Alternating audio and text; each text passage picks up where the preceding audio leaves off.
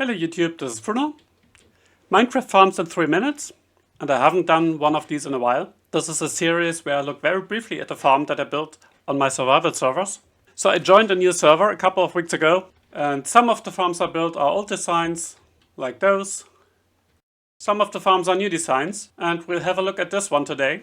It's a combined melon, pumpkin, sugarcane and bamboo farm, and I decided to use one flying machine to harvest all of the 4 resources. The principle is a flying machine breaks all the bamboo and all the sugarcane. After that we'll start a series of hopper minecarts that collect all the bamboo, sugarcane and most of the pumpkins and the melons, because some of them will land on these slabs, but that's not a big issue.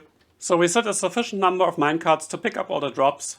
Let's have a look at this farm in the world download. And these are the rates as calculated by carpet. A lot of bamboo, about 160 pumpkins and 150 sugarcane. Of course, at the moment we have over half of the spaces occupied by bamboo, so you could more than double the production of sugarcane by just using the space here at expense of less bamboo. So how does the farm work? I use one flying machine because even with the chunk loader it could happen that the flying machine breaks if the server restarts at the time it's running. And in general I think flying machines are very powerful tools but should be used with caution. And in this case, of course, a flying machine allows us to harvest a huge area, and this is just maybe 40 blocks. We could make this 200 blocks long as the player makes sure that everything is loaded. So here we have a lot of stairs that are waterlogged, so we could plant sugarcane around it. Right now I'm using a bit more bamboo because I'm using a lot of the new bamboo blocks in my builds. But you could make this pretty much everything sugarcane, except a few blocks here at the end.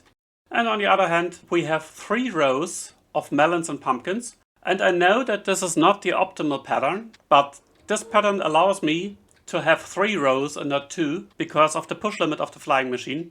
And anyway, I have more melons and pumpkin than I need. On the first pass the machine will push down those slabs. On the way back it will pull the slabs back up. So let's talk about the chunk loader. The farm is small enough to fit into a 3 chunk area. Actually it's a 2x3 chunks because it's not very wide. So we need one chunk loader in the middle, and this will load everything, but we absolutely want to make sure that the chunk loader runs before the flying machine starts. So there's no point in starting the flying machine and maybe the chunk loader doesn't activate, because this would break the flying machine on unloading. So here we have a slow clock that I covered in another of my videos. This clock will fire maybe once every 10 minutes. Once this clock fires, it activates this pulse extender here that will run for 2 to 3 minutes. And this pulse extender will disable this redstone torch. The chunk loader will start running, and only if the chunk loader is running, this will activate this pulse extender, sends a signal up to the flying machine, so the flying machine starts. And of course this pulse extender here is long enough to cover the time that the flying machine needs to return and that the minecart needs to return.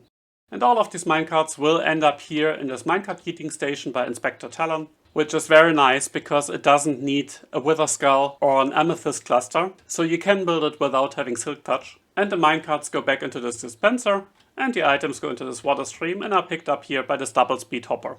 But this is another one of the farms that I'm really happy with. It gives me a ton of resources, certainly enough for myself and to stock my shops. I hope you enjoyed this video. Leave a like if you want to see more content like this, and see you next time. Bye bye!